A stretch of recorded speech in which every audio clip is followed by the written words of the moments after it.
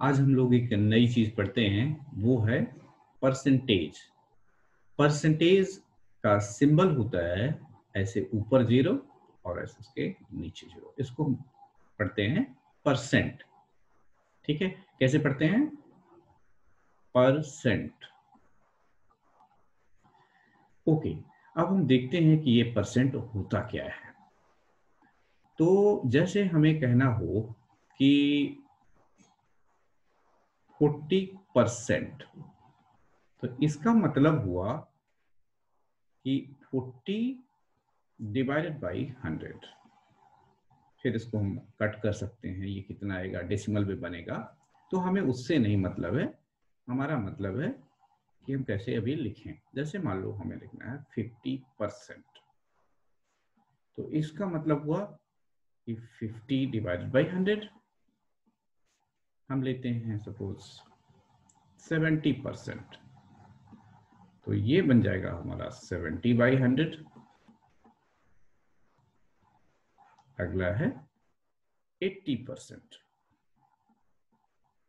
तो 80/100। मान लो हमने कहा 100%, तो 100% का मतलब हुआ कि 100/100, 200% बोले, तो इसका मतलब हुआ कि 200/100। हम इसमें से जीरो कट कर लेंगे, 2 आ जाएगा, बट कोई बात नहीं अभी तो। 325%, इसका मतलब ये हुआ कि 325 डिवाइडेड बाई 100।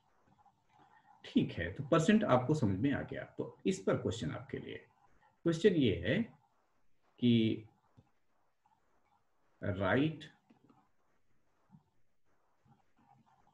द फॉलोइंग, यानी नीचे जो चीजें लिखी उसको इन करेक्ट फॉर्म। यहाँ करेक्ट फॉर्म का ये मतलब नहीं है कि जो क्वेश्चन है वो गलत है। करेक्ट फॉर्म का मतलब हुआ कि जैसे हमने लिख दिया, आपको क्वेश्चन दिया है 30%, तो हम ये चाहते हैं कि आप इसको 30/100 लिखो। 45%, 60%, 75%, 85%,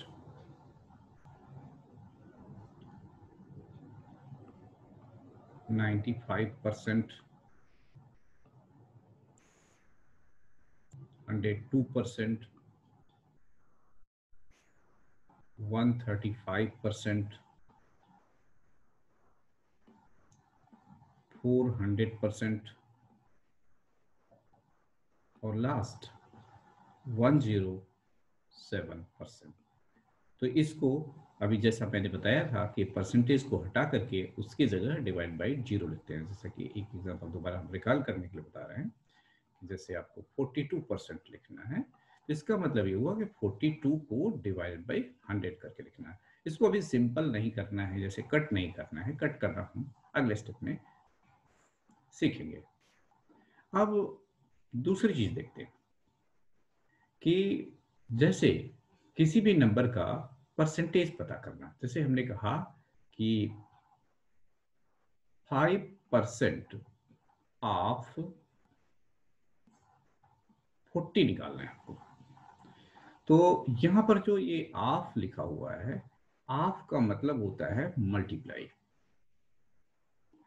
तो हम ऐसे करेंगे 5, और परसेंट की मीनिंग हमने बताया था कि डिवाइड बाई 100 होता है, तो आप ऐसे लिख दो और मल्टीप्लाइड बाई कर दो 40। अब इस बार कट कर दो, तो पहले ऊपर वाले का चाहे मल्टीप्लाई कर लो, तो ये 200 बन जाएगा और नीचे 100, तो ये आ जाएगा हमारा 0 से 0 कट, 0 से 0 कट, ये आ जाएगा 2।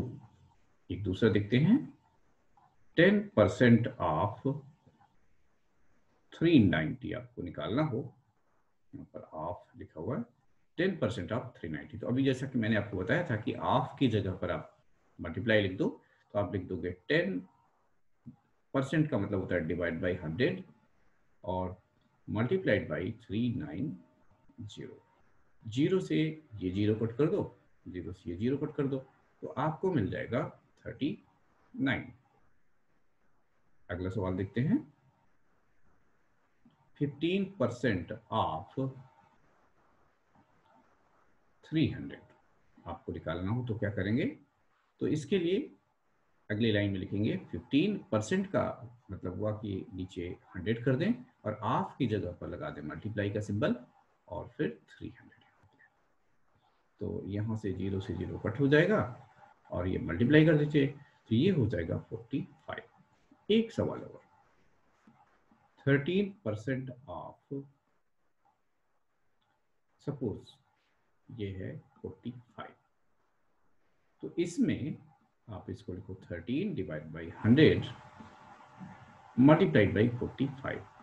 अब आप ये कहोगे कि ये तो कट नहीं रहा, तो तरीका ये है कि सबसे पहले कर लो मल्टीप्लाई। तो 13 को 45 से मल्टीप्लाई कर लो, तो हम मल्टीप्लाई करते हैं तो 5 की टेबल पढ़ते हैं तो ये आ जाएगा 65, फिर 4 की टेबल पढ़ लेते हैं तो ये आ जाएगा हमारा 52। इसके बाद इसको प्लस कर लेते हैं, यहाँ से आ जाएगा 5, ये हो जाएगा 8 और ये हो गया 5। तो ऊपर वाला हमारा आ गया 585, नीचे आ गया डिवाइड बाई 100। अब आपको पता है कि नीचे 2 जीरो हैं तो 2 प्लेसेस के बाद डेसिमल लगाया जा सकता है। ये हो जाएगा हमारा 5.85। तो ये हमारा आंसर हो गया। अब आपके लिए क्वेश्चन, फाइंड, पहला क्वेश्चन है 10% ऑफ 230। दूसरा क्वेश्चन 24% ऑफ 300। तीसरा क्वेश्चन 30% ऑफ 4000। अगला क्वेश्चन है 60% ऑफ 60। अगला क्वेश्चन है 45% ऑफ 200। नेक्स्ट क्वेश्चन है 90% ऑफ 180 और नेक्स्ट है 120% ऑफ 300 और लास्ट क्वेश्चन है 240% ऑफ 500। तो इन क्वेश्चंस को आपको सॉल्व करना है। तो बात तो आपको समझ में आई गई है कि कैसे सॉल्व करना है।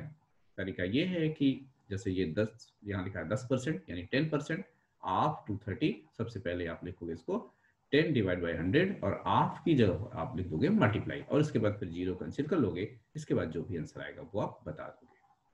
Thank you.